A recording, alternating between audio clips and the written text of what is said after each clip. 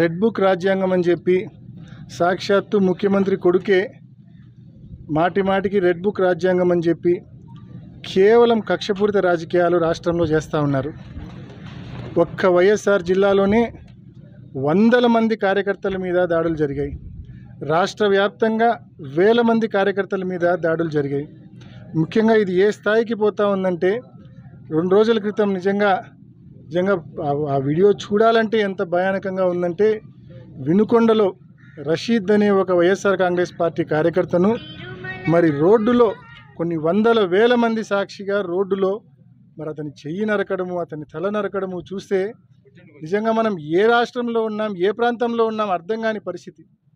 అదే కాకుండా ఇదే పులివెందుల నియోజకవర్గంలో వేంపల్లెలో మరి వేంపల్లెలో అజయ్ కుమార్ రెడ్డి అనే ఒక కార్యకర్త, వేంపల్లెలో జగన్మోహన్ రెడ్డి గారు కూడా అతన్ని పరామర్శించడం జరిగింది కడప రిమ్స్కి వెళ్ళి.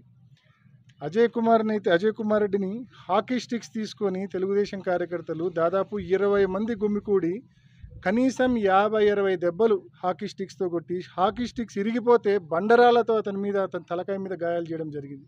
ఇంత పైశాచికంగా, ఇంత కిరాతకంగా తెలుగుదేశం పార్టీ కార్యకర్తలు మరి వైఎస్ఆర్ కాంగ్రెస్ పార్టీ కార్యకర్తల మీద దాడి చేయడం అనేది ఎంత శోచనీయమో ఒకసారి ప్రతి ఒక్కరు ఆలోచించండి.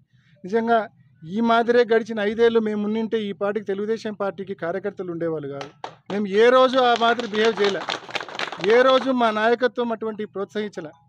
ఎంతసేపు కులాలకు, మతాలకు, పార్టీలకు, ప్రాంతాలకు అతీతంగా అందరికీ సంక్షేమ పథకాలు అందాలా, ఏ ఒక్కరి మీద కూడా కక్ష సాధింపు అనేది ఉండకూడదు అని చెప్పి జగన్మోహన్ రెడ్డి గారు 5 సంవత్సరాల్లో అందరికీ సంక్షేమ పథకాలు ఇచ్చినారు. పార్టీలు చూడలేదు, ప్రాంతాలు చూడలేదు, కులాలు చూడలేదు, మతాలు చూడలేదు, అందరికీ మంచి చేశారు జగన్మోహన్ రెడ్డి గారు.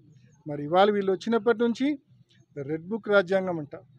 నేను వీళ్ళకి మనవి చేస్తూ ఉన్నా, మీ రెడ్ బుక్ రాజ్యాంగం పక్కన పెట్టండి. డాక్టర్ బిఆర్ అంబేద్కర్ గారు రచించిన రాజ్యాంగాన్ని అమలు చేయండి. కాన్స్టిట్యూషన్ ఆఫ్ ఇండియా బుక్ను చేతిలో పట్టుకొని తిరిగితే సరిపోదు, దాన్ని ఆచరణలో పెట్టాలని చెప్పి ప్రభుత్వాన్ని నేను మనవి చేస్తూ ఉన్నా. ఈ కూటమి ప్రభుత్వాన్ని నేను మనవి చేస్తూ ఉన్నా. స్వేచ్ఛగా మనిషి బ్రతకడం అనేది మరి కాన్స్టిట్యూషన్లో ఉన్న ఒక ప్రాథమిక హక్కు. ఆ హక్కును లోకేష్ తాలూకు, చంద్రబాబు తాలూకు ఈ రెడ్ బుక్ రాజ్యాంగం ద్వారా ఆ హక్కును హరిస్తూ ఉన్నారు, ఆ హక్కును కలరాస్తూ ఉన్నారు. మరి ఈ దాడులు ఆగాల, పాలన నిజంగా గాడిలో పడాలా. నిజంగా ఇవాళ మనం ఒకసారి చూస్తే శాండ్ విషయం ఒకసారి చూడండి.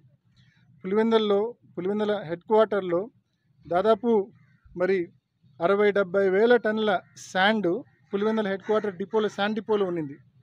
కౌంటింగ్ పూర్తయి జూన్ 4వ తారీఖు. మరి వీళ్ళ పాలసీ వచ్చింది జూలై 8, అంటే 34 రోజుల వ్యవధి వీళ్ళ శాండ్ పాలసీ రావడానికి.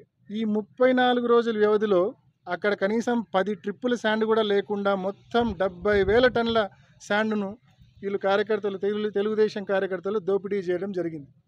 ఈ మాదిరి ఒకడేమో మైన్సుల మీద పడతాడు, ఒకడేమో ఇసుక మీద పడతాడు, ఒకడేమో బార్ల మీద పడతాడు. ఒకవైపు ఏమో తీవ్రమైన దాడులు, మరోవైపు ఏమో అబ్బం శుభం తెలియని బాలికల మీద అత్యాచారాలు, హత్యలు. ఇంత ఘోరాతి ఘోరంగా రాష్ట్రంలో పాలన ఎలా ఉందో ఒక్కసారి ప్రతి ఒక్కరు చూడాల్సిన అవసరం ఉంది. ప్రతి ఒక్కరు కూడా నిజంగా ఖండించాల్సిన అవసరం ఉంది. ఈ ప్రభుత్వం ఇప్పటికైనా పద్ధతులు మార్చుకోవాలా, పాలనను గాడిలో పెట్టాలా.